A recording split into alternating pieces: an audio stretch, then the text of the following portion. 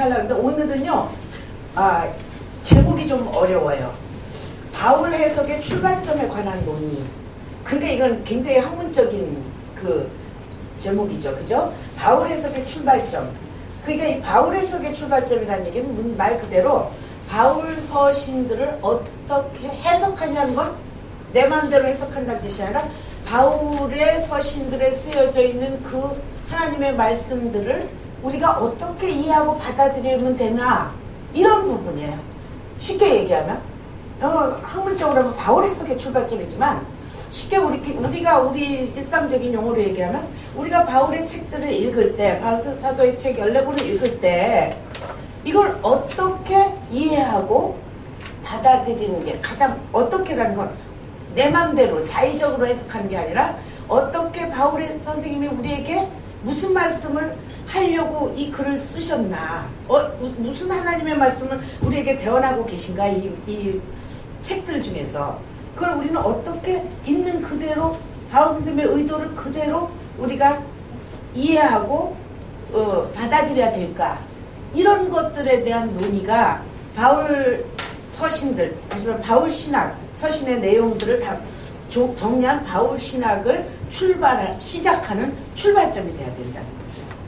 어떻게 바울 선생이 얘기할, 그러니까 오늘날 그 성경의 해석이, 그저께 제가 기독교 방송을 보니까 연세대학교 신학과 교수하고 숭실대 교수하고 두 분이 나와서 낸시 랭이라는 깝죽거리는 아가씨, 그 여자가 사회를 보는데 그 사회를 맡기면 안 되겠더라고요. 너무 무식해갖고. 근데 그 사람이 사회를 보는데 이 성경을 어떻게 읽을 것인가 얘기를 하는데 제가 또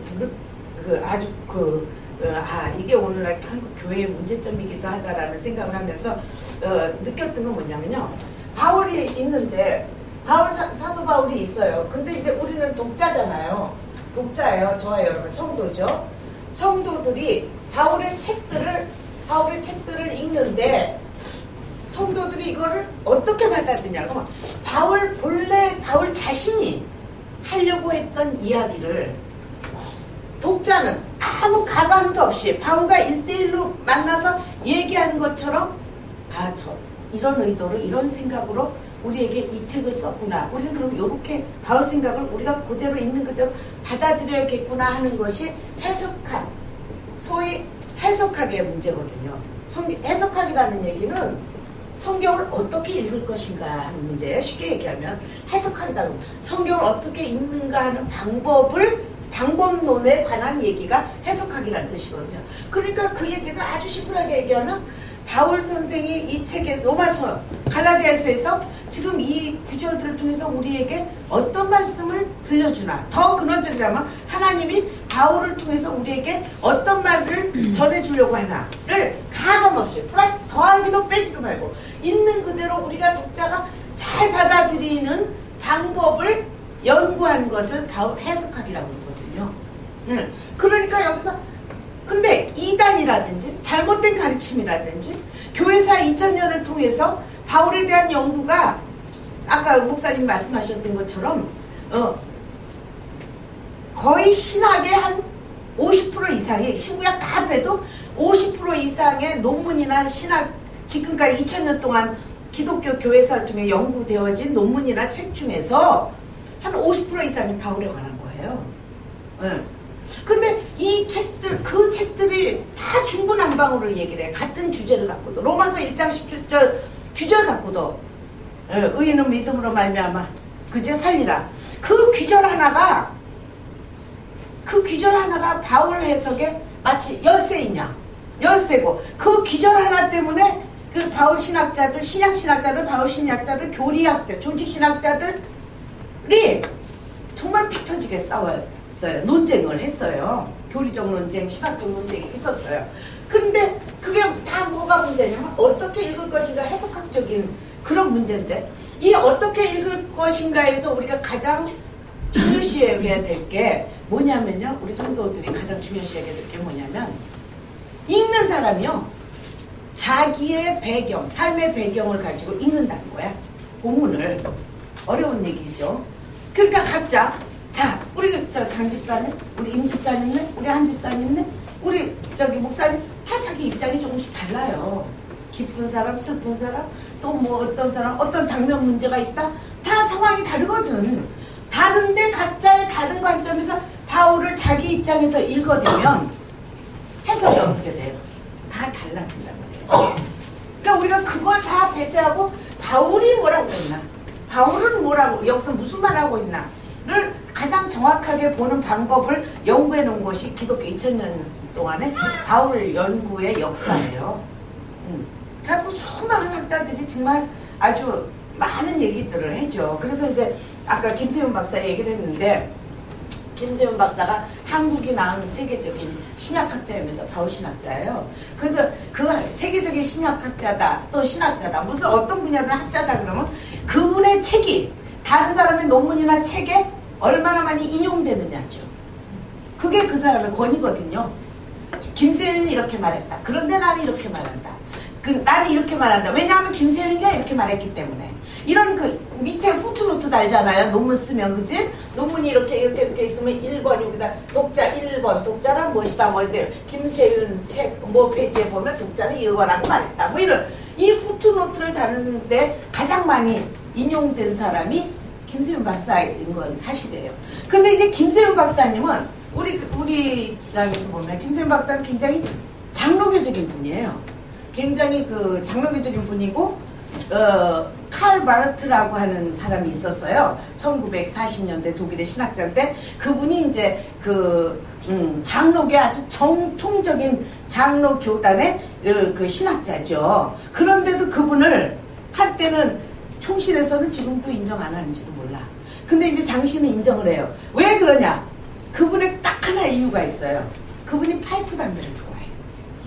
이렇게 파이프 이렇게 달린 담배 있잖아. 이렇게 꾸역꾸역 넣는 거, 세련된 거.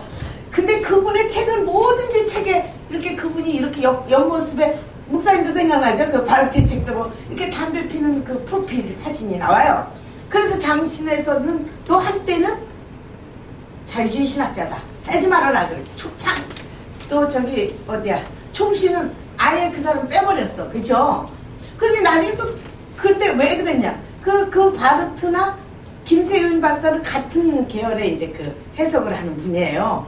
그런데 김세윤 박사도 총신에서 화벌이다 뭐다 했지만 근본적인 게 그런 부분에서 이제 조금 너무 그러니까 앞서갔다. 리버럴하다. 자유주의다. 그죠? 근데 사실은 우리 목사님은 자유주의다 이런 말을 저하고 이렇게 목사님하고 얘기하면 되는데, 우리 임 집사님이나 장 집사님은 만약에 교회 안에서 혹시 설교에는 그런 얘기는 안 하지만 자유주의 신학자 뭐 이런 얘기 들어보신 적 있어요? 자유주의 신학자다 이런 용어를 들어본 적이 있냐고? 있어요? 근데 자유주의 신학자는 어때요? 어때요라고 그러면 그 자유주의 신학자들이 옳은 길을 가고 있는 걸까요? 안 옳은 길을 가고 있는 걸까요? 신학적으로, 신앙적으로 볼 때. 권사님은 어디서 자유주의 신학자를 들어봤어? 그렇게 세련된 말을? 교회에서 그랬어요. 근데 안 옳은 길을 간다고? 그래, 그렇습니다. 근데 자유잖아. 자유가 좋은 거지. 억압이나 속박보다는 자유가 좋은 거잖아. 그죠? 근데 참 이해가 안 돼. 또 삼천포로 가게 생겼네. 근데 사실은 이제 그런데 우리 교회는 말씀만 이렇게 양육하다 보니까 사실 말씀 양육한 게 아직 그딴 거 너저분하게 많이 알 필요도 사실은 없을 수도 있어. 그죠? 근데 이제 교회들이 툭하면 누구를 판단할 때 신학자들, 특히 신학자들을 판단할 때 쟨 자유주의 신학자야, 쟨 보수주의 신학자야, 뭐 이런 식으로 이렇게 사람을 이렇게 편가르기를 하는 경향이 한국 기독교가 특히 다른 데보다 많아요. 그래서 아무나 때려잡으려고 그러면 이제 그때는 쟤 자유주의 신학자야. 저 사람 안 돼. 뭐 이런 식으로 하거든요. 근데 우리나라 바르트라든지 김세윤이 같은 사람을 그렇게 매도를 했어요, 사실은. 근데 사실은 그 사람들이요. 목사님도 그렇게 생각해요. 그 사람들이야말로 장로계 정통 바울 연구를 한 사람들이에요. 사실은. 정통 신학. 그럼 자, 전에도 한번 말씀드렸는데 여러분들은 정통 보수 개념부터 우리가 알고 있어야 돼. 정통 보수 자유주의 자유 그 다음에 또 뭐가 있을까? 이단 뭐 이건 너무나 많이 한 거고, 정통 보수 자유라고 할 때 여러분들에게 누가 신앙 고백식으로 이렇게 묻는다고 한다면 어떤 교단에 이제 지도자들이 탁 와서 이렇게 임 집사님 일어나 봐요. 당신은 신앙의 정통주의, 개신교 정통주의, 여기서 또 개신교를 붙어야 돼. 개신교 정통주의 신앙 노선을 따르고 있습니까? 그렇게 물어봤어. 그러면 이제 임 집사님이 네라고 안 하면 뭐를 몰려? 자유주의 신학자 또는 이단으로 몰려. 에? 당신은 보수주의입니까? 그럼 또 내라고 해야 돼. 안 하면 일로 이 둘 중에 매도해갖고 이상하게 보기 시작하거든. 그런데 정통이다 보수다라는 게 뭐예요 도대체? 어떻게 보면 보수란 말은 굉장히 도그마틱한 말이거든요. 아주 우리가 교리, 기독교 교리가 있고 교조주의라는 게 있어. 교조주의. 근데 같은 도그마티즘, 그죠? 그런데 교리는 옳은 것 같고 교조주의는 나쁜 것 같아. 그쵸? 근데 우리는 이런 거를 분별이 없이 막 써요. 그냥 무조건 내가 싫어하는 사람을 매도하거나 이렇게 편가르기 하기 위해서 쓸 때 이런 말들을 주로 쓰거든요. 그래서 여기서 제가 이제 분명히 여러분들에게 앞으로 여러분들이 우리 교회뿐이 아니라 더 큰 넓은 나가서 더 큰 활동을 하게 될 때 여러분들이 직면하고 있을 때 자기 자신의 기독교인으로서의 아이덴티티, 정체성을 우리가 지키기 위해서는 이 개념들을 우리가 분명하게 확실하게 정의, 개념을 알아야 되는데 그러면 개신교 정통주의다 그러면 뭘 보고 개신교 정통주의라고요? 어떤 게 개신교 정통주의예요? 성경을 믿는다. 사도신경을 외운다. 고백한다. 외운다가 아니고 외우면 안 되지. 고백해. 사도신경을 고백한다. 교회 생활을 잘한다. 그딴 게 정통주의일까요? 개신교 정통주의다. 우리 장집사도 개신교 정통주의자야. 그치? 그렇지 않으면 장로한 못 받아. 개신교 정통주의야. 개신교 정통주의가 뭔데요? 자유주의도 아는 분한테 한번 여쭤봐야지. 개신교 정통주의가 뭘까요? 뭘까요? 새성식교회만 댕기면 개신교 정통주의냐? 응? 새성식교회에서 하는 거 다 조금 더 오류가 없다? 성경 해석이나 살아가는 모든 일에 있어서? 거의 almost 오류가 없지. 100%는 아니지. 왜? 여기 하나님의 교회이긴 하지만 사람들이 하다 보니까 의견의 차이, 견해 차이가 조금씩 있거든. 그죠? 왜 그럼 어떤 교회는 헌금을 매니체로 돌린다. 안 돌린다. 우리 교회는 안 돌린다. 어떤 교회는 광고를 먼저 한다. 어떤 교회는 설교 끝나고 나서 광고한다. 그런 차이가 있다 그러면 그것도 오류인가? 난 우리 식이 오라. 니네는 왜 나중에 하냐 광고를? 왜 니네는 예배도 드리기 전에 광고부터 하냐? 흠 잡으려면 트집 잡으려면 얼마든지 잡어. 그러면서 나는 쟤네하고 틀으니까 다른 교단이야. 이단이야. 까지 또 갈 수도 있지. 그죠? 자 그럼 우리가 분명히 알 거 개신교 정통주의가 뭐냐는 거예요. 뭐예요? 몰라요? 이건 자은로 시험에 안 나오나? 이건 나와야 되는 건데. 개신교 정통주의는 뭐냐면요. 내가 개신교 정통주의의 노선에 있고 우리 교회가 그렇고 내 신앙 노선이 개신교 정통주의라는 얘기는 뭐예요? 칼빈의 기독교가. 존 칼빈 알죠? 칼빈이라고 종교개혁자예요. 이 사람이. 그러니까 말하면 캐톨릭의 종교개혁은 루터 있다가 좀 있으면 루터가 나와요. 이제 이 바울 해석에 있어서 루터는 아주 뗄 수 없는 관계예요. 루터가 먼저 일으켰고 루터는 운동가예요. 종교개혁을 팡 터뜨렸어요. 그러니까 말하자면 투사지. 쌍꾼이 어떤 의미에서는 아주 사람이 여리고 그랬다 그래요. 근데 하나님이 등 떠밀어서 자기도 모르게 어느 날 루터 봤더니 투사가 돼버린 거야.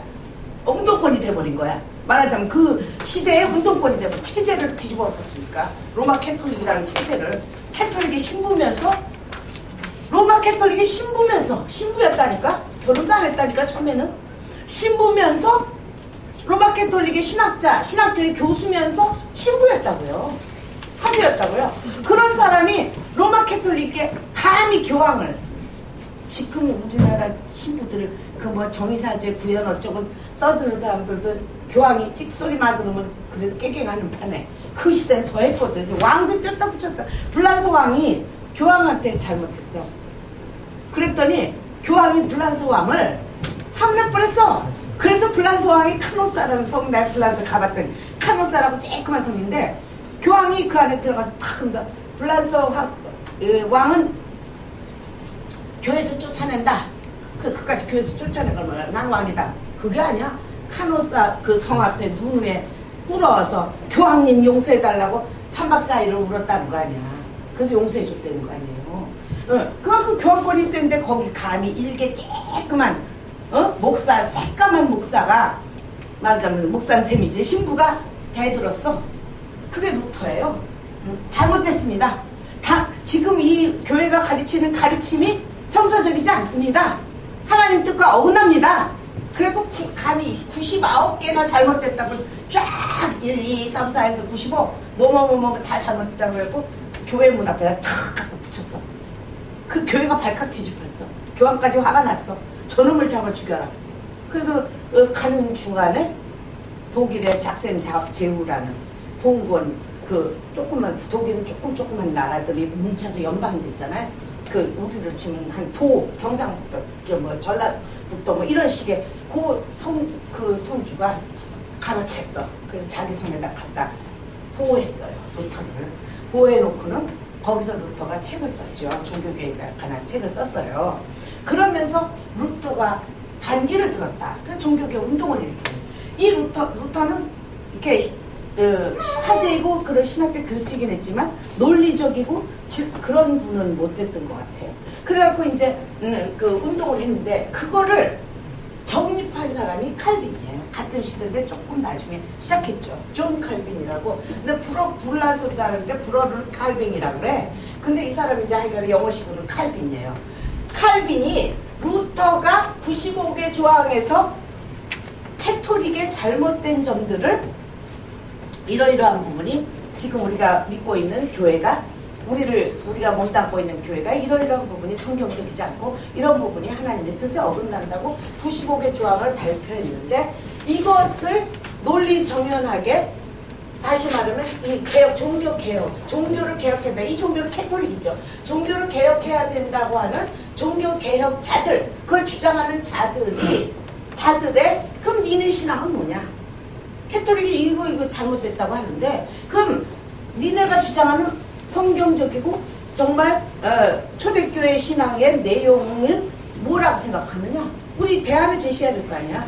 그 대안을 제시한 것이 칼빈의 기독교 강요라는 책이 있어요. 지금 우리는 한국말로도 2권짜리, 3권짜리, 1권짜리 이렇게 해서 번역이 돼서 나와 있어요. 이 책이 개신교 정통 교리예요. 교리를 정리한 책이에요. 그렇기 때문에 어떤 교회에 어떤 의전에 무슨 세례를 이런 물에 이렇게 아까 우리 영화 이렇게 물을 찍어서 이렇게 세례를 주거나 순복음교회 같은 데는 목욕탕을 하나 만들어 교회 안에 큰 목욕탕이 있어. 그러니까 바깥에서 유리를 이렇게 보여. 그러면 목욕탕에다 하얀 옷 입고 줄줄이 서서 들어갔다 나와. 또 어떤 교단은 개울 가서 세례를 주는 사람들이 있어. 뭐 그런 조금의 그런 예식상의 예전상의 차이는 있지만 그럼에도 불구하고 어떤 다양성은 있지만 칼빈의 기독교 강요의 교리를 내가 받아들이고 우리가 그 교리의 테두리 안에 있다라고 하면 우리가 개신교 정통 교리, 개신교 정통주의자예요. 근데 이 책은 어떻게 쓰여져 있냐면 우리 목사님만 보셨겠지만 이 책은 1. 신론 이렇게 나와요.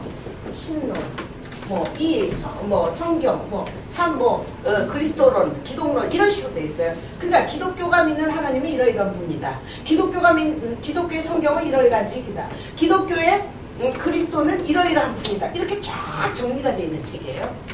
교리집이죠, 말하자면. 교리를 정리한 책이 칼빈의 기독교 강요예요.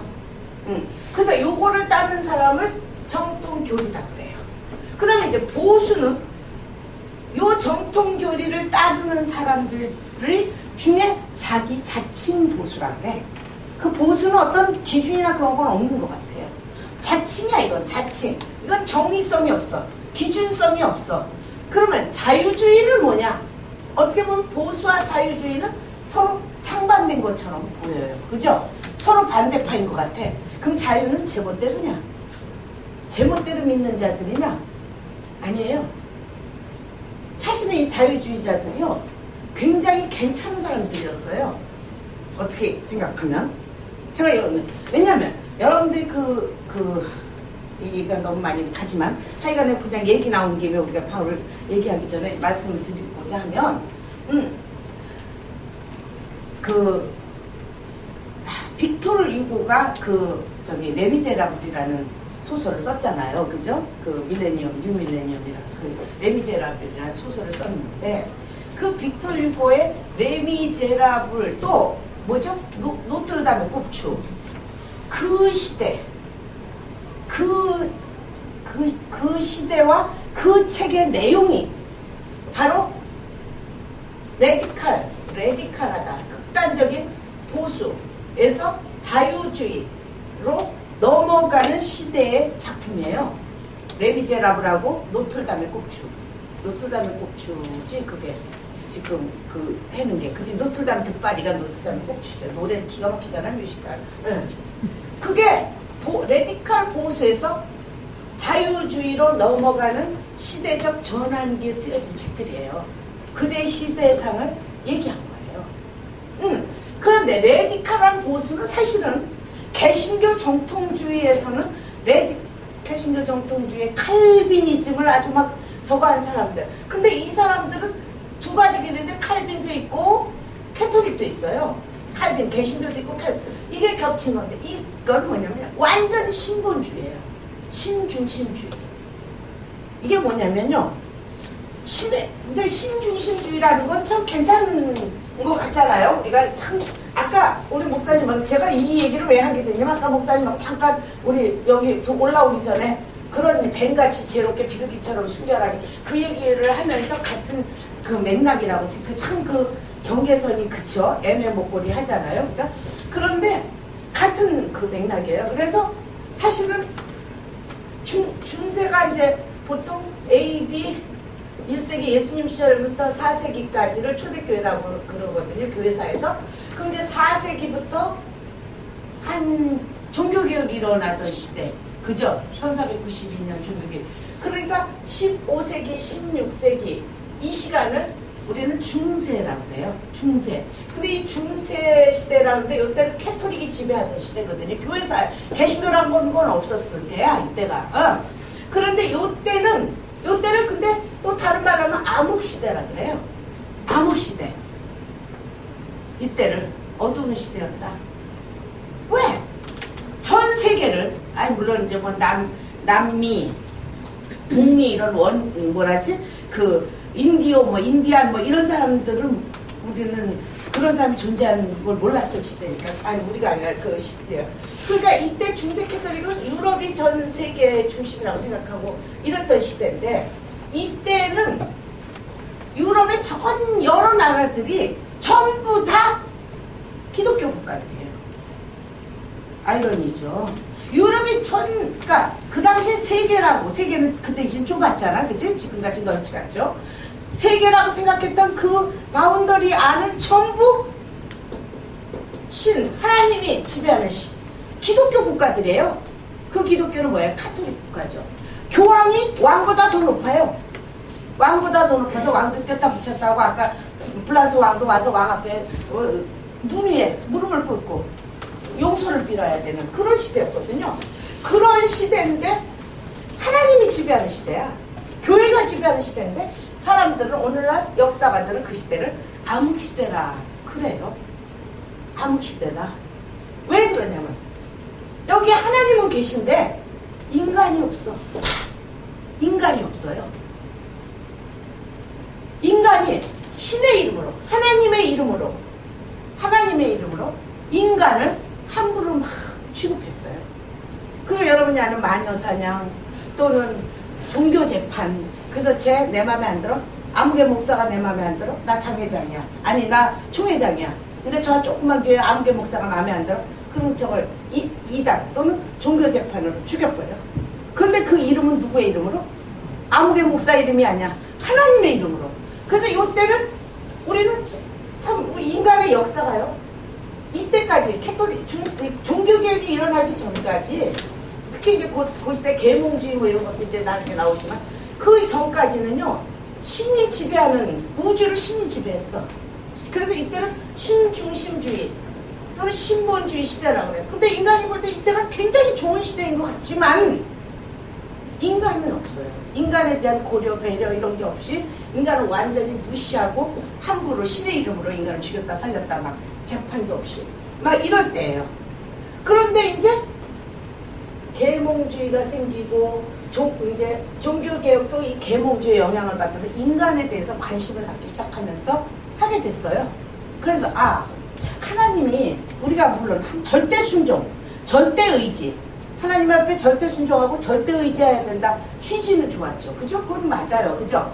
근데 그것이 인간에 대한 배려를 전혀 없이 무시하면서 절대 순종 이걸 하다 보니까 그걸 등에 업은 교회 지도자들이 지들이 하나님을 대신하게 됐단 말이야. 자기들이 교황이 자기들이 하나님을 대신해서 나중에 가서는 율법주의자들처럼 우리가 신약에서 보는 율법주의자들이 예수님을 목에 십자가에 못 박게 한 것처럼 자기들이 하나님의 이름을 등에 업고 오늘 한국 교회도 큰 교회 어떤 교회들이 다 신의 이름으로 그렇게 하잖아요. 그죠?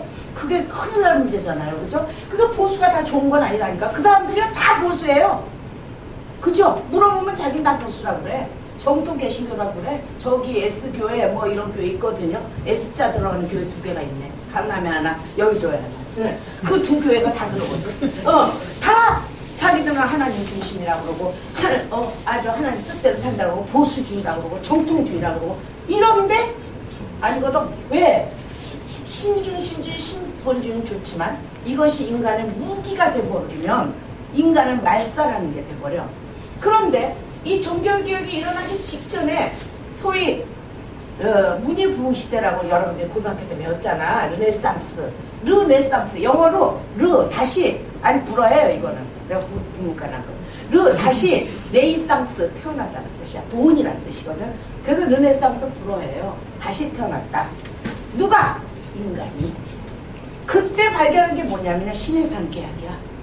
같은 이제 성서적으로 이제 접근해서 보니까 신의 산계약이 제가 제일 처음에 강의 시작할 때 신의 산계약은 하나님과 인간이 쌍무계약이라고 했잖아요.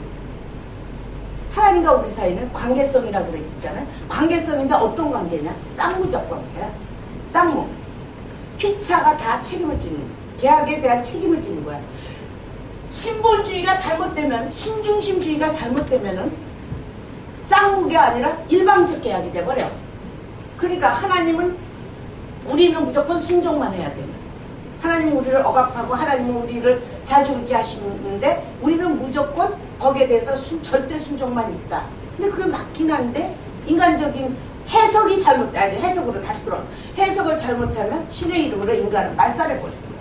근데 다시 해석을 잘하면 성경을 다시 해석을 올바르게 하면 그 신의 산 계약을 보면 너희가 내 계명이 10계명 이 계명을 잘 지켜 행하면 나는 너희 하나님이 되고 너희는 내 백성이 된다.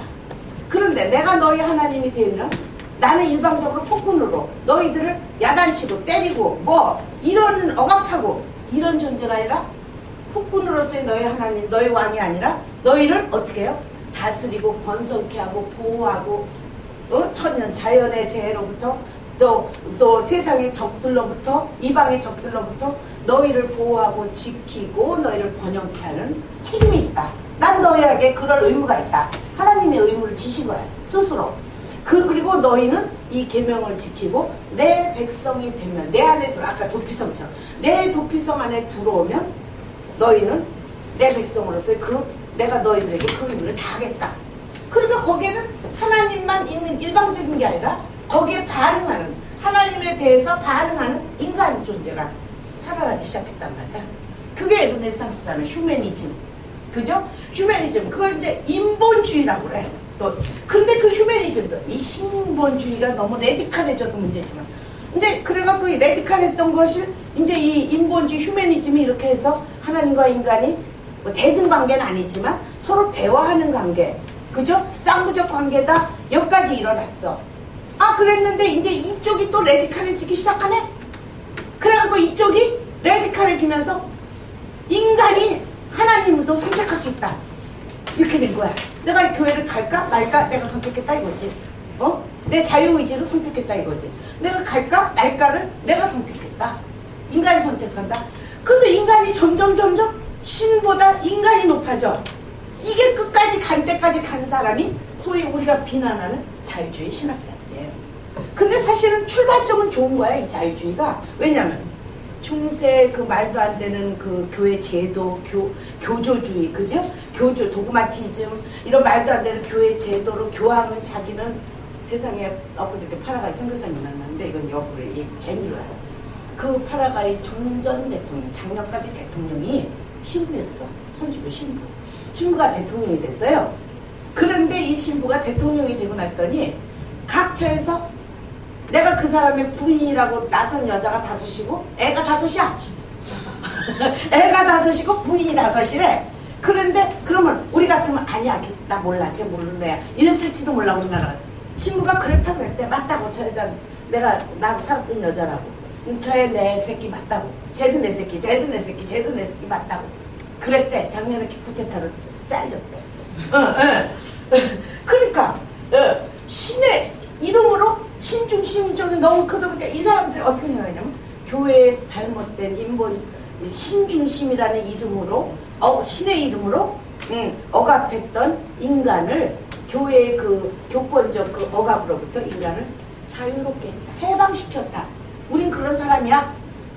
그 사람들이 자유주의 신학자들이에요. 그 사람들이. 그러니까 사실은 자유주의 신학자가 그렇게 나쁜 것도 아니야. 김세윤 박사는 자기가 자유주의 신학자라고 했어. 사실 그래서 혼났어. 이 나라에서 받아들이지 않아서. 근데 그 사람이 하나님을 안 믿냐? 기도를 안 하냐? 그 누구보다도 정말 하나님을 참 믿는 사람이거든요. 그죠? 인격적으로 모두보다 정말 살아계신 하나님 믿어. 그러니까 그런 그 이제 자유주의 신학자 그 왜 여기까지 갔냐? 왜냐하면 이 얘기를 왜 하냐면요. 우리가 성경이나 교리나 이런 것들에 대해서 똑바른 정의를 알고 있지 않으면 우리도 모르게 우리가 괜히 휩쓸려서 보수가 뭔지도 모르고 나 보수야. 그랬다가 가갖고 어느 교회 내가 아는 어느 교회 목사님인데 나는 진짜 우리 목사님이 안 그래서 나는 너무 좋고 예쁘고 이만한 교회가 없다고 생각하는 사람이잖아. 나 계셔서 그런 게 아니야. 난 정직하게 얘기하는 거야. 진짜 정직이 정말 중요한 것 같아. 목사님. 근데 어느 목사님이 이제 막 요새 이제 뭐 돈을 뭐 교회들을 어떻게 했네 뭐 파리의 나비분이 날라다니네. 나 파리의 나비분 복사본을 우리 제자가 하나 해가지고 나 이거 안 읽고 싶어. 눈 들어오질 것 같아. 안 읽을래. 이제 그랬어. 파리의 나비분이라는 책이 있어. 요새 아주 유명한 책이 하나 있거든. 근데 그런 책이 있는데 그런 일들이 있다 막 그러면서 이제 그 목사님이 돼서 이제 지금 온 세계가 다 기독교를 개독교라고 하고 우리끼리니까 얘기를 하는데 그 교회 전사님이었던 내 친구가 아주 친한 친구인데 그 친구가 너무너무 그러니까 이제 그 교회에서 우리 친구 같은 게 이제 내 나이보다 조금 더 먹었는데 57세가 넘으면 연금을 주겠다고 10년 전부터 이렇게 말을 공표를 했어요. 목사님이 여러 전도사님들 57세가 넘으면 먹고 살 만큼 연금을 주겠다. 그때까지 열심히 교회를 위해서 헌신해라. 그래서 정말 자기 고등학교 선생님과 때려치고 전도사 되고 뭐 동작 보고서 소장 됐던 데 아는 사람도 때려치고 전도사 되고 다 그랬어요. 아예 먹고 살기 위해서 아니라 사명감으로 했는데 이렇게 사명감으로 하는 사람들은 57세가 넘으면 내가 연금을 주겠다 이랬단 말이야. 그랬는데 이 사람이 언제 잘렸냐? 57세가 되기 6개월 전에 잘렸어. 다 잘랐어. 그런 식으로 6개월, 3개월, 5개월 내게 그 또래들이 다 잘렸어. 해마다 그때가 되면 왜? 연금을 안 주려고 잘라버렸어. 그 실제로 그 교회에서 일어난 일이야. 그러니까 이 사람들이 갑자기 얼마나 그러겠어요.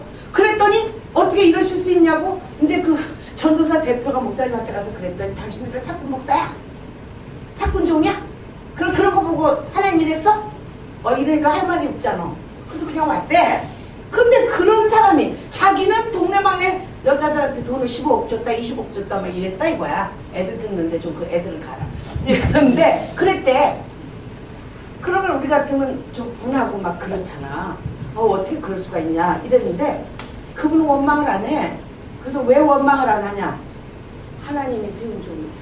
그래서 그분 하나님이 세운 종이라고 그분 사진을 자기 책상 위에 자기 남편 사진같이럼 떡하니 붙여놨어. 나 그거 볼 때는 소름이 쫙쫙 끼치던데. 그래서 왜 이렇게 분별력이 없냐? 나 이 얘기를 하지. 나는 목사님 비판하려고. 왜 분별력이 없이 이러냐? 당신이 이 목사님이 당신한테 이렇게 한 거에 대해 어떻게 생각해? 잔인하고 못됐다 이거야. 그래. 그러면 그 교회를 댕기지 말어. 얼마나 깨끗한 교회들이 많은데 왜 거기 가서 죄 짓고 그 설교가 들리냐? 난 그 설교할 때 참 이렇게 가짐스럽고 듣기 싫은데 너는 그게 좋냐? 그랬더니 주의 종이기 때문에 나는 하나님의 종이기 때문에 존경한대! 그럼 욕을 하지 말고 존경을 하든지 욕을 하든지 뭐 둘 중에 하나 할 때 몰라 내 상봉식 내가 잘못된 건가? 내가 잘못된 거? 나는 도저히 이해가 안 돼. 이해가 안 되는 걸 해요. 근데 그 교회 성도들이 몇십만인데 내가 다 인터뷰는 안 해봤지만 대개 인터뷰 해봤거든요. 다 그 목사님이 잘못됐대. 틀렸대. 혼나야 된대. 근데 너는 왜 댕기냐? 그럼 당신 그게 댕기지 말아야 되지 않니? 그때 주의 종이라 안 된대. 다녀야 된대. 아, 이상한 논리를 두 가지 잣대를 가지고. 그게 왜 그런지 아세요? 신본주의. 하나님 중심이라는 그건 좋은 거예요? 나쁜 거 아니에요? 정말 그래야 돼요. 저도 그렇게 살려고 그래요. 그런데 하나님 중심주의를 중세 캐톨릭 같이 그 성도들을 억압하고 그 미혹시키는 도구를 쓰고 그럼 거기에 대해서 엔라이트먼트 깨달아야 될 거 아니야. 계몽이 돼야 될 거 아니야. 그죠? 그래서 나같이 박차고 나와야 할 거 아니야. 그죠? 아무리 장래가 부총장 자리가 보장돼 있어도 나와야 되는 거잖아. 아닌 거니까 나와야 되는데 그걸 못 나오는 건 뭔지 아세요? 신본주의의 미명하에 있는 그 굴레에서 나오지 못하는 거야. 그럼 그 사람을 어떻게 해야 되겠어요? 계몽시켜서 야 그건 자냐 성서적으로 그때 그렇지 않아. 잘못된 거야. 성서도 우리가 무조건 아멘 글자 그대로 읽는 게 아니라 성서도 우리가 하나님이 정말 우리에게 그렇게 말씀하신 걸 좀 다시 한번 생각해보고 해석을 해서 올바로 해석해서 읽어야 될 거 아니야? 라고 자꾸 계몽을 해줘야 되잖아요. 옆에서 누군가가. 그게 옳은 거죠. 그쵸? 그 사람이 누구예요? 자유주의예요. 사실은. 그쵸? 근데 거기까지 좋은데 또 가갖고 이제 거기서 또 막 우리나라 한국 사람이 아니라 왜 온 인간은 이상하게 균형을 안 잡고 이 레디칼해. 이거 아니면 이거야. 그냥 막가자는 거야. 막 그냥. 그러다 보니까 이제 또 하나님이 있긴 뭐 있어. 뭐 이래가면서 또 이제 너무 지나치게 간 자유주의가 문제지. 그러니까 우리는 이 균형을 잡아야 된다는 거죠. 이 균형을 잘 잡아야 돼. 옛날에 내가 해석하기 아주 제일 웃기는 에피소드가 있는데 옛날에 스웨덴이라는 나라가 추워서 독일 쪽 이후는 추워서 밀이 안 나요. 밀은 따뜻한 데 나오고 프랑스, 이태리 이런 데 나는데 그래서 그 사람들이 이제 밀이 안 나서 굶었대. 거의 이제 뭐 있는 사람만 먹고 거의 먹고 살고 나머지 딱 막 그냥 톡톡 굶었다시피 했대요. 근데 그 스웨덴 왕이 이렇게 그 옆에 독일 그 이쪽에 슬로바키아 그쪽을 갔더니 감자를 먹는데 미래 대체 식품으로 주식을 하면은 감자가 같은 탄수화물이 그러니까 대체를 하면 되겠더래.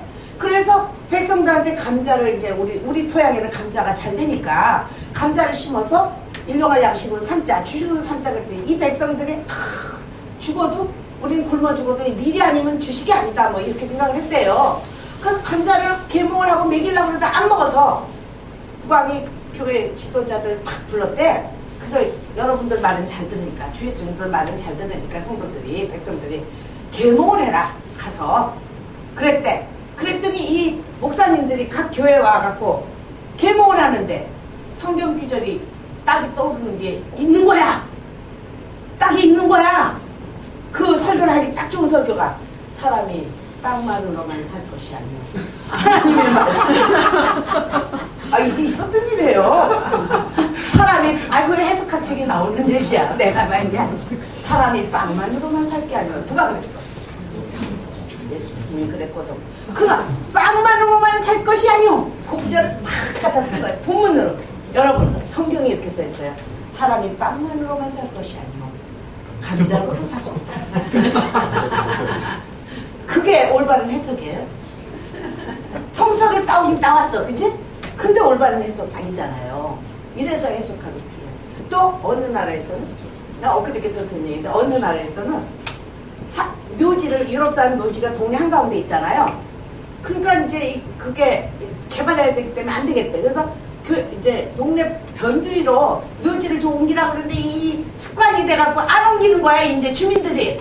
그래서 이제 이걸 어떻게 하면 좋냐. 그래갖고 이제 목사님 또 주회종들을 불러갖고 얘네들 이렇게 안 움직이니 좀 저걸 해라 그랬더니 그 중에 한 분 목사님이 아주 그 대빵 목사님 지방에 감독쯤 되는 목사님이 성경 기절을 딱 보니까 죽은 나사로가 한 들에 나가서 죽은 나사로의 묘지가 들판에 있었다며? 응? 기절을 가지고 봐라 이게 성서적이다. 들판에다가 묘지를 이게 성서적이지. 이 동네 한가운데 하는 게 성서적이지 않다. 이게 성서에 정말 성서를 우리가 올바를 이게 웃기는 얘기지만 이게 우리 현실에 있다니까요. 우리도 모르는 사이에 이렇게 아전인수격으로 해석을 하는 성도들도 많고 목사님들이 많아. 특히 그죠? 순복음교회 저기 오산이 기도원에 가본 사람 가봤어? 안 가봤어? 안 가기 잘했어. 응. 처음부터 색깔이 잘 들어야 돼. 예. 처음에 빨강물 들여놓으면 그거 베끼고 파란물 들이려면 힘들어. 그죠? 차라리 백지가. 아유 오산이 기도원에 가면 내가 기뻐하는 금식은 흉악의 결박을 풀어주고 뭐 이사야서 53장 쭉 써있어. 그러니까 금식해라. 내가 기뻐하는 금식은 하나님이 기뻐하는 금식은 흉악의 결박을 풀어주고 뭐 병든 자를 낫게 해주고 그런다 이거야. 그러니까 금식 일주일만 하면 가출했던 아들이 돌아오고 바람난 남편의 열을 최하신 목사님 그랬어. 옛날에 이렇게 와갖고요. 아 목사님 우리 남편이 바람이 났어요. 그럼 열흘 금식. 아유 목사님 우리 애가요 저기 나쁜 친구 만나서 일주일 금식 했다니까. 처방했다니까. 옛날에 그랬다니까요. 우리 이모부하고는 저기 뭐야 이 전립선 암인데 열흘 금식하라 그래서 내가 옆에서 우리 이모 가신다. 우리 이모부 열흘 금식하면 죽게 생겼어 그놈이. 진짜 암이 걸려서 다 죽게 생긴 놈인데 열흘 금식을 하래. 최하신 목사님이 아버님 열흘 금식하세요. 그리고 갔어. 목사님이 최하신 목사님 그때는 집에도 와서 우리 집에 자주 오셨었거든. 근데 영적인 영빨은 있긴 있는데 그래도 그것도 우리가 잘 해석해야 돼. 틀린 것도 많거든. 그래서 우리 이모부 그 사모부 차관에 썼는데 그 이모부 보고 이제 열흘 금식을 하는 거야. 전립선 암이 돼서 꼬챙이 같이 말라서 이렇게 앉아있는 노인네를. 그래서 간 다음에 내가 그랬어. 가신 다음에 아유 이모 하루 만에 해문천 만에 그거 열흘 그냥 있다가 오세요. 기도를 해서 열흘 있다가만 오세요. 내가 그랬더니 우리 이모부가 한다고 그러더라. 그 열흘 해서 96세 돌아가셨어. 그냥 용빨이 있긴 있나 봐요. 안 돼. 그건 진짜 웃기는 것 같아. 나는. 근데 저는 고치긴 고쳤어도 이해가 안 되는 부분이에요. 뭐 anyway 어쨌든 그래요. 그러니까 우리 그 오산이 그 기도는 내가 기뻐하는 금식은 흉악의 결박을 풀어주고 병을 고치고 문제가 해결되고 그러니까 금식해라. 그걸 곳곳에 아주 크게 써붙였어요. 근데 이사야서 53장을 보면요. 기도한 그 내용이 아니야. 금식해라. 굶어라. 열흘 금식해라. 닷새 금식해라. 그러면 문제가 해결된다. 그렇게 써놨거든? 아니 그렇게 써놓진 않았어. 규정을 그렇게 적어놓고는 해석을 그렇게 해줬어. 목사님들이 설교에. 오산이 기도원에 설교에 해석을 그렇게 해줬다고 설교 시간에. 근데 그 규절을요 이사야서 53장 앞에서부터 쭉 50장 53장 쭉 보면요 금식을 하지 말아라. 그 내용은 금식을 하지 말아라는 내용이야. 사모님 아시죠? 금식을 하지 말라는 내용이에요. 왜요? 나는 굶는 금식을 싫어한다. 기뻐하지 않는 금식이다 이거야. 그 규절이 전체적으로 맥락이 그래요. 컨텍스트가. 그래서 내가 정말 기뻐하는 금식은 뭐냐? 네가 금식하면 내가 흉악 이걸 풀어주고 뭐 결박을 풀어주고 그게 아니라 굶으면서 금식하기 전에 네 주변에 갇힌 자를 풀어주고 흉악의 병든 자를 고쳐주고 네가 선한 행위를 내가 기뻐하는 일을 하는 것이 네가 굶는 것보다 더 기뻐하는 금식이다. 역설적인 얘기라고. 무슨 말씀인지 이해되죠? 내가 지금 설명을 잘했나 보겠네. 그러니까 사실은 와서 굶내먹내 하지 말고 똑바로 살아라야. 하나님 말씀대로 살아라야. 그러면 그것을 내가 기뻐한다는 거지. 그러면 문제 해결해 준다는 말도 없어 거기. 그냥 그걸 내가 기뻐한다. 근데 있죠? 문제 해결해 준다는 식으로 그걸 써붙였다니까요. 그거를. 그냥 한세대학교 교수로 있을 때 그것도 놓치라고 몇 번을 얘기했는데 지금도 붙어있다고 합니다. 그게. 그러니까 우리가 성경을 읽는데 참 해석학적으로 문제가 굉장히 많아요. 근데 왜 이런 얘기를 하려고 그러냐면 아까 그 빵 얘기도 그렇고 산소 뭐 무덤 얘기도 그랬지만 사람들이 바울의 이제 다시 바울로 들어가서 결론적으로 이제 정리를 하면 바울의 본문을 읽으면서 사람들이 어떤 얘기를 하냐면 바울의 본문을 읽으면서 각자 스웨덴 목사들은 스웨덴 목사대로 그 무덤 그게 뭐 잉글랜드 어디서 그랬대는데 거기 목사들은 거기 목사님대로 거기 성도들 자기의 백그라운드 삶의 배경에서 자기의 처한 현실에서 성경을 읽어대면 성경 본문이 우리에게 얘기해주는 말씀과 많이 틀린 해석이 나올 수 있다. 근데 바울을 읽는 2000년 동안 우리 목사님 아까도 초도 설명처럼 바울을 2000년 동안 수많은 학자들과 목사들이 목회자들이 읽었어요. 그럼 설교했어요. 아주 중요한 설교들이죠. 그래서 많은 사람들이 변화받은 것도 사실이에요. 특히 로마서 1장 17절 같은 것은 의인은 믿음으로 말미암아 살리라. 이거는 굉장히 아주 기독교의 금과 옥조야. 그러니까 우리가 구원을 어떻게 하면 구원을 받을래? 구원을 받을까? 날 때 믿음으로 받는 거야. 율법? 행위? 이제 유대교는 율법을 지켜야 된다 그랬죠? 캐톨릭은 선행을 해야 된다 그러잖아요. 그죠? 구제하고 뭐 이런 걸 잘하면 그리고 그 다음에 고해성사 이런 걸 잘 해야 꼬박꼬박 하면 구원을 받는다. 그게 아니고 믿음으로 오직 믿음으로 구원을 받는다. 이걸 왜 가리냐면 배가 나와서 이렇게 얘기해요. 오직 믿음으로 구원을 받는다. 그것을 그 기독교의 아주 정통 아까 그래서 내가 정통을 또 짚고 나오나 기독교의 정통 교리를 정립한 사람이다. 바울이 그렇게 바울을 규정을 해버렸어. 그게 2000년 동안 계속 그렇게 해왔어요. 특히 종교개혁자 루터 아까 얘기한 이 루터 칼빈 이분들이 바울은 기독교 정통 교리를 정립한 사람 그걸 적으면 바보야. 아니거든. 틀렸거든. 그거 아니야. 그렇게 읽으면 안 돼. 바울을. 그 말이 일리는 있지만 정의는 아니다. 그 얘기를 제가 이 시간에 하고 싶었는데 이렇게 돌아서 왔어요. 목사님. 죄송한데 그래도 얘기는 해드려야 할 것 같아요. 그래서 이 정통이라는 도구마가 참 어려운 거예요. 응? 그러니까 저분이 무슨 짓을 해도 죄의 종이니까 난 못 건드린다. 난 죄의 종이니까 못 떠나면 내가 죄를 받는다. 내가 저 죄의 종을 비판하면 나는 손이 썩는다. 손모가지가 썩는다. 뭐 이렇게 옛날 교회는 그렇게도 가르쳤어. 죄의 종을 비판하면 입이 썩는다. 뭐 손으로 어떻게 하면 손모가지가 썩는다. 뭐 이렇게 우리 엄마도 그랬어. 그 우리 엄마는 죄의 종이 그림자다 말았어요. 우리 엄마는 진짜. 근데 그 복을 받긴 받았어. 우리 엄마가 죄의 종한테 정말 잘했던 그 복을 우리가 공로 없이 사실 우리 대에 와서 우리 언니나 우리 대에 와서 그걸 받은 것도 사실이야. 그 우리 엄마는 다행히 제대로 된 죄의 종들을 만나서 제대로 된 거고. 그렇지만 우리가 판단할 건 판단해야 된다 이거야. 그런데 이 정통이라는 게 그래서 무서워요. 그래서 이제 루터를 부렸던 루터 이전에 어거스틴이라는 사람이 있었어. 여러분 잘 알죠? 어거스틴이 AD 430년 그 어간에 살던 사람이거든요. 330년에서 뭐 이 어간이라고 그래요. 이 어거스틴, 성 어거스틴, 그 다음에 루터, 칼빈, 그리고 최근에 현대 신학자들, 현대 바울 신학자들, 목회자, 그 다음에 뭐지 이게 우리 장로교를 중심으로 하는 칼빈파들, 장로교, 개신교 정통주의자들 이 라인에서 바울 그러면 첫째로 바울은 기독교 정통 구원의 교리인 믿음으로 구원받는다라는 교리를 그 책 14권에서 그 교리를 정립한 사람이다. 다시 말하면 바울은 조직신학자다. 교리학자다. 바울의 책들은 조직신학책이고 교리책이고 그 다음에 믿음으로 의롭다함을 받는다라는 기독교 정통 교리를 정립한 사람이다. 그렇게 각인이 찍혀진 거예요. 어거스틴이 이래고.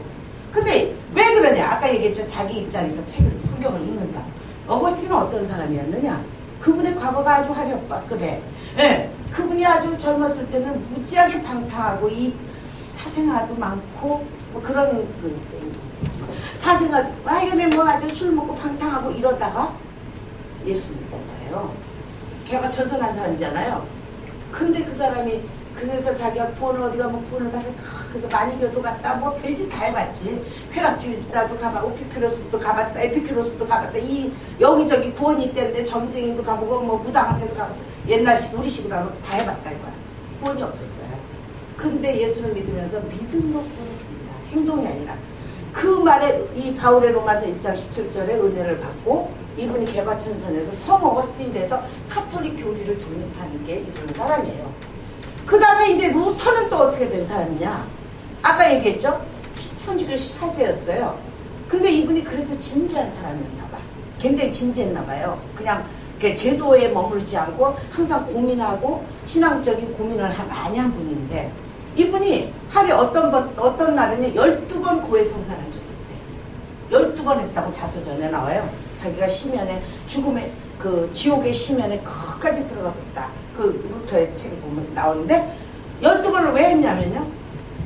그 성당에서 이렇게 내려오면 계단이 쫙 있는데 이제 고해성사를 다 하고 이제 그 자기 위에 이제 저 신부님으로부터 내 죄가 사함을 받았다. 이제 나가서 형제 바르게 살아라. 내 안에 이제 이제까지 죄를 다 씻었다. 이제 오늘부터 이제 내려가서 이제 일주일 단위로 사흘 단위로 또 죄짐은 나중에 와서 얘기해야지. 그리고 이제 내려가는데 이쁜 여자가 하나 탁 지나간 거야. 아, 그 마음에 의심이 품어진 거야. 그럼 도로 기어 올라가서 또 제가 지금 내려가다가 이런 일을 다 했네요. 그럼 이제 또 그렇게 해서 그러니까 그 강박관념이 있었나 봐요. 12번을 했다니까. 그러니까 어떻게 하면 구원을 받을까? 천주교에서는 뭐라고 가르치냐? 고해성사 그 고해성사를 잘하면 받는다고 해서 12번을 한 거야. 응? 왜냐하면 내려오다가 죽을 수도 있잖아요. 고해성사 못하고 그러니까 자 고백하고 고해성사에서 보속이라고 그러죠. 죄의 용서를 받고 내려와서 버스 타고 가다가 죽었어. 교통사고 나서. 그동안의 진죄 내려와서 교통사고 당한 그거 때문에 지옥을 갈 수도 있단 말이야. 그 천주교의 가르침이잖아요. 그게 천주교의 가르침이에요. 그러지. 또 구제를 해야 된다. 그 당시에 또 면죄부를 팔으면 내가 면죄부를 사면 우리 죄 많이 짓고 죽은 우리 조상들이 동전의 돈이 저 헌금통에 똑 떨어진 땡그랑 소리가 나는 순간 지옥에서 연옥으로 돈의 액수가 많으면 연옥에서 천당으로 확 올라간다. 돈 많이 바쳐라. 그래서 로마에 가면 베드로 성당 큰 거 있거든. 미켈란젤로가 그림 그려 있는 거 있어요. 다 못 땡겨 하루에. 거기를 그걸 지었잖아요. 그 돈으로. 그러니까 루터가 그래 이렇게도 해보고 저렇게도 해보고 어떻게 하면 구원을 받을까? 구원의 확신이 없었던 거죠. 그래서 그냥 구원 받으려고 그냥 가진 무진장 애를 썼는데 그 루터가 로마서를 읽는 중간에 로마서 1장 1절에서부터 1장 17절에 의인은 믿음으로 말미암아 살리라. 그 믿음에 팍 꽂힌 거야. 믿음으로 말미암아 살리라. 그게 뭐예요? 이신득이. 믿음으로 어렵게 된다. 이게 뭐야? 개신교 소위 정통교리라면 정통교리잖아요. 그죠? 근데 이게 이신득이 이제 개신교 정통교리라고 하는데 교리가 아니라 정통교리 중에 하나이지 본질은 아니라는 거잖아. 제 말이 틀렸을까요? 교리 중에 하나이긴 한데 본질이 아니다. 그 얘기 뭐죠? 이신득이가 개신교 교리 주에 개신교 교리라는 큰 틀 안에 한 일부의 자리를 차지하지만 개신교 교리 전부를 대변하는 건 아니다라는 뜻이에요. 무슨 얘기인지 아시죠? 바울도 그렇게 읽어야죠. 그러면 개신교 정통 교리는 뭐냐? 그건 칼빈이 지었다고 아까 얘기했잖아요. 그러면 이제 바울을 해석하고 바울의 신학적 관점에서 신약 전체, 지난번에는 신학을 다 했잖아요. 신학과 그 안에 바울, 그 다음에 이제 나중에 시켜 있어서 요한을 한다고 한다면 그 각 책들이 어우러져서 신약 전체, 복음의 주제는, 중심 주제는 뭐냐? 이신득이냐? 기독교 복음의 중심 주제가, 자, 바울의 책들의 중심 주제가 이신득이라고 한다면, 응? 바울이 신약의 제일 중요한 책들이잖아요. 그 책의 주제가 이신득이라고 한다면, 그리고 바울이 기독교 신학에 아니 기독교 교리의 정립자라고 한다면 정통 교리를 세운 분이라고 한다면 신약 전체의 내용도 이신득이가 신약 전체의 키 또는 중심 주제라고 유추해서 말할 수 있죠. 그쵸? 그런데 제가 신약의 중심 주제는 뭐라고 이제까지 이 연사가 소리 높여서 얘기했죠? 이미와 아직 아니라 하나님의 나라라고 얘기했잖아요. 그치? 하나님의 나라라고 얘기했어요. 하나님의 나라. 신약. 거 포함된 바울, 복음서, 요한, 뭐 어쩌고 계시록까지 모두의 중심 주제는 하나님의 나라라고 얘기했죠. 그러면 이신득이는 하나님 나라의 라는 대전제, 대주제의 뭐죠? 요거는 소주제, 구원론, 소주제, 뭐 구원론, 신론, 인간론, 성령론 쫙 있는 것 중에 하나일 뿐이다. 하나일 뿐이다. 조금 어렵나? 이제 좀 체계가 잡혀요? 목사님, 그쵸. 우리 신학교에서 배운 거잖아요, 목사님. 근데 실제로 또 로마서 1장 17절에 보면요. 우리가 어떻게 하면 구원을 받을까 고민하는 사람한테 믿음으로 가서 행동이나 구제나 착한 일을 받는 게 아니야. 돈으로도 못 가요, 하나님 나라. 미모로도 못 가요, 하나님 나라. 이상하게 목사님하고 저하고는 영적으로 있어요. 아침에 왜 그런 설교를 하는 것이야? 왜 돈으로 가려면 우리 교회는 하나도 못 간다고? 거의 못 간다 한다고. 맞아요. 돈으로도 못 가요. 뭐로 가는 나라? 믿음으로 가는 나라. 하나님 나라. 그죠, 목사님? 그런데 믿음으로 가는 나라인데 그거 맞긴 맞아요. 그런데 1장 17절은 로마서 1장 17절 이신득이라는 교리의 출발점이라는 그 비절은 그런 뜻이 아니에요. 사실은 어떻게 하면 구원을 받을까? 구원의 방법에 대해서 설명해 준 구절이 아니라는 거예요. 헷갈려, 그치? 우리 권사님 지금 이제 저 석교가 이단을 가르치나 우리를 혹시 근데 안심하세요. 안 그래. 어떻게 우리가 구원을 받을 것인가? 그거보다 더 큰 대전제가 있다는 거예요. 의인은 믿음으로 말미암아 의롭게 되리라. 아니 믿음으로 말미암아 의롭게 되리라. 된다. 그 얘기는요. 이 구원받은 자들이 저와 여러분들이 이 세상을 어떻게 사느냐. 매 순간순간 매 사건 우리가 직면하고 있는 매 순간순간 매 사건 속에서 우리가 어떻게 사느냐. 믿음으로 살아야 된다라고 얘기하는 거예요. 좀 달라요. 믿음으로 우리가 어떻게 구원을 받을까? 믿음으로 받는다. 믿음의 방도만 단순히 그 사건만 얘기한 게 아니라니까. 훨씬 패러다임이 길어요. 스펙트럼이 길다고요. 넓다고요. 포괄적이에요. 그러니까 저는 그 기절을 별로 굉장히 은혜를 많이 받았어요. 왜 그러냐면 우리가 살아가면서 어려운 일들이 많잖아요. 그죠? 자식이 속색여, 사업의 문제, 직장의 문제. 왜 그렇게 우리는 요 문제 끝나면 저 문제 생기고 저 문제 끝나면 저 문제 생기고 그렇게 돌아가면서 뺑뺑이로 아들이 속색여서 이제 마음 잡았는데 딸이 속색여. 딸이 마음 잡았는데 사위가 속색여. 돌아가면서 집에서 기는 강아지 새끼까지 돌아가면서 속을 새겨. 진짜 그래. 어쩌면 그럴까 몰라. 우리도 삶이 그래. 그죠? 그런데 그럴 때마다 제게 힘을 주는 건 뭔지 아세요? 믿음으로 매 순간순간 믿음으로 살아가는 로마서 1장 17절. 저는 루터처럼 어떻게 하면 구원을 받을 것인가. 그건 이미 우리가 예수 믿고 본 어게인 했기 때문에 이미 우리 그 안에 들어왔단 말이야. 우리 이미 아까 도피성 안에 들어온 주제에 들어왔어. 근데 왜 자꾸 겨나가려고? 아닌 것 자기가 여기 있는 걸 몰라. 여기 있어. 근데 요 밤에 혹시라도 저 대제사장이나 저 지키는 자들이 안 지켜서 담 넘어 들어서 나 죽이면 어떡하나 고민하는 놈하고 똑같아. 그쵸? 우리 이미 그리스도 안에 그리스도 안에 바울이 이게 아주 중요해요. 우리가 그리스도 안에 주 안에 있는 나에게 그 주 안에 있는 이라는 그 단어를 누가 썼게? 바울이 썼어요. 그리스도 안에 여러분과 저는 이미 그리스도 안에 들어왔어. 그리스도 안에 들어온 사람은 뭘로 살아? 믿음으로. 매 순간순간 믿음으로 이겨나가라 이 얘기야. 무슨 얘기인지 알겠어요? 매 순간순간 우리의 삶이 내 생각, 내 머리, 세상과 판단에 민감하지 말고, 목사님 나는 그렇게 기억 내리죠. 한 번 배운 건 아니죠. 뭐. 목사님이 그거에 민감하지 말고 하나님에 민감하라 그랬잖아. 두 달 전에 설교에 다 외우고 있거든. 그러니까 내가 좋은 것 같아요. 하나도 안 졸아요. 들어도 다 잊어먹지. 난 다 이렇게. 그러니까 우리가 매 순간순간의 삶에 의인은 믿음으로 말미암아 삽니다. 의인 누구예요? 저와 여러분이 의인이야. 근데 솔직히 자신이 자신의 가슴에 손을 얹고 보면 내가 의인인 것 같아? 아닌 것 같지? 라고 생각하는 사람 믿음이 적은 자예요. 아직 이 안에 들어오지 못한 자야. 이 안에 우리는 의인이에요. 더럽고 추하고 죄 지었음에도 불구하고 하나님이 법적으로 용서해 준 거야.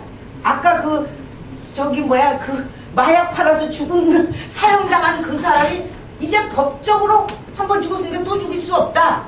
법적으로 하나님이 우리가 죄는 졌어. 그래 사형했어. 근데 사면을 했어. 대통령이 파리로 사면을 했다니까 우리를 특사로. 그죠? 그 죄 없대는데 자꾸 뿌득뿌득 내가 죄 있다고 아니 나는 도를 감옥에 가서 살란다고 그런 멍청이들이 되지 말라 이 얘기지. 그죠? 우리 이미 죄 없다.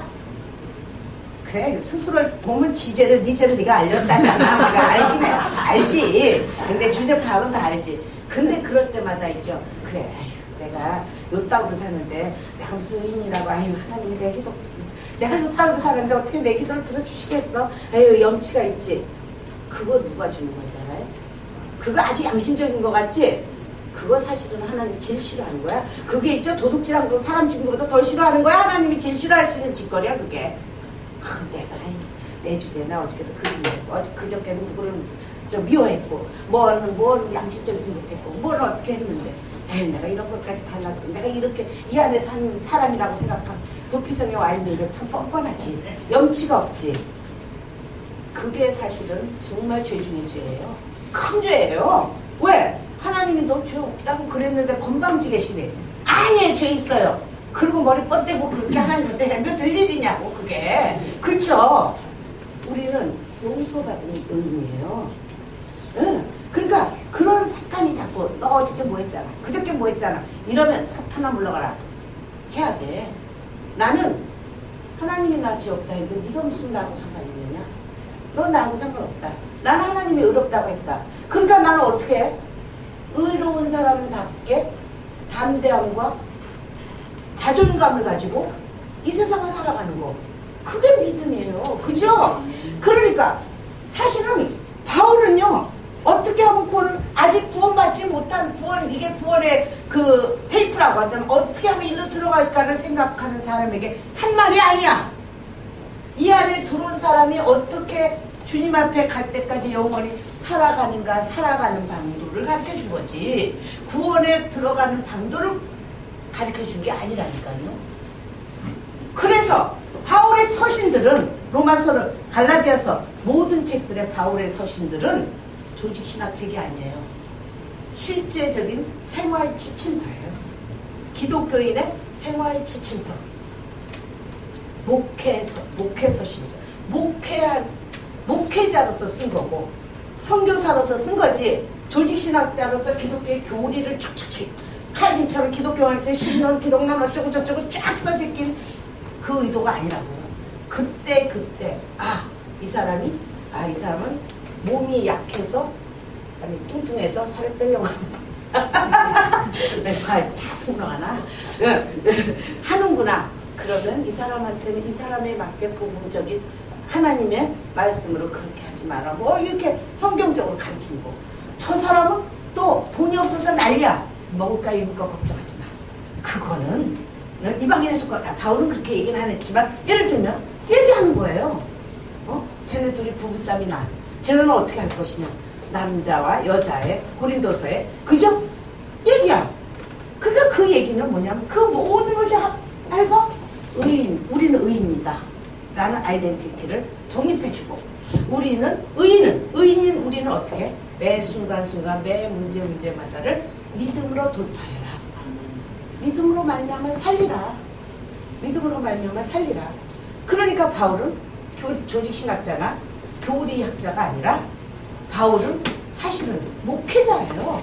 선교사예요. 그리고 성도들 개개인의 삶에 대해서 굉장히 관심을 갖고 실제적이고 실천적으로 복음을 삶 속에 활용하게 하고 적용하게 하는데 힘쓴 분이 바울이다. 그러니까 이제 바울에 대한 이미지가 원래부터 이미지도 없었지만 이 중에 이미지 있었던 분 몇 분은 이제 좀 바뀌어야 돼요. 그것이 이제 현대. 이제 2000년, 1990년대 이후로 2000년대 최근의 바울 신학의 그 관점이에요. 그러니까 이제까지는 어거스틴, 루터, 마르트, 김세윤 이렇게까지 이어지는 이제 뭐 그 큰 줄기 개신교 정통주에서는 바울 그러면 조직신학자, 이신득이 어떻게 하면 구원을 받는가? 믿음으로 구원을 받는다는 기독교의 교리를 정립한 사람. 그렇게 얘기하면 바울을 너무 제한시키고 너무 바울의 범위를 축소시키고 실제적인 우리의 삶과 좀 괴리감이 있는, 그렇죠? 좀 거리가 있는 교조주의적인, 독마티즘적인 그런 그 바울의 책으로 바울이라는 분 자체와 바울의 책들을 그런 식으로 읽어가면 안 된다. 그럼 이제 바울의 책들을 어떻게 읽을까를 조금 이제 생각이 되시죠. 그러니까 매주가 이렇게 해야 되는데 제가 체력 강좌상 한 달에 한 번 가르치니까 이번 달에 가르친 건 다음에 잊어먹어요. 그렇지만 자꾸 듣다 보면 근데 가끔 그래도 자꾸 들으니까 이제 이미 아직은 우리 목사님도 거기다 또 더 잘 말씀해 주시니까 진짜 우리가 이 세상 사는 거는요, 교리 그런 것 때문에 사는 거야. 그걸로 사는 거 아니잖아요. 그거 무슨 신학자가 될 거예요. 무슨 뭐 탑살나고 하는 거 아니잖아요. 우리는 우리의 삶 속에서 정말 하나님의 말씀이 우리의 삶 속에서 일상적인 삶 속에서 하나님의 말씀이 살아서 움직여야 돼요. 매 순간순간 우리가 잘 때나 깰 때나 무슨 일을 할 때마다 하나님 그분이 말씀으로 우리와 함께 하시고 우리의 행동과 생각을 주장하시고 지배하셔서 우리는 그대로 순종하고 나아가기만 하면 이 세상에서 그렇게 힘들게 살진 않을 것 같아요. 우리가 무슨 특별한 큰 종이 돼갖고 그지?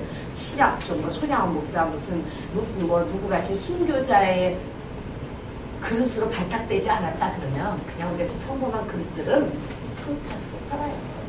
그죠? 이 믿음이 없어서 지같이 무덤을 그걸 제가 자무자파라 그래. 자기 무덤 자기가 파는 거지. 의인은 믿음으로 산다는 그것만 우리가 잊어버리지 않으면 내가 판 무덤 같은데 그 무덤이 나중에 보면 꽃밭이 돼 있더라고요. 항상 제 결론은 희망적이잖아요. 그죠? 근데 그거는 제가 여러분에게 하는 말씀이지만 제가 저한테도 그렇게 말하는 거거든요. 근데 정말 신앙은 그래요. 신앙은 결론은 희망적이에요. 긍정적이고 낙관적이에요. 그게 기독교 신앙이죠. 그죠? 그러니까 이제 우리는 어떻게 하면 구원을 받을까 이제 끝났어. 우리는 그게 이미 졸업한 사람들이잖아. 이제 우리는 매 순간순간 항상 뭐든지 믿음으로 했어요. 뭐든지 믿음으로. 이제 그럼 어떻게 하는 게 믿음이냐? 그건 이제 또 얘기할 날이 있겠지 뭐. 앞으로. 예, 알겠습니다. 기도할게요.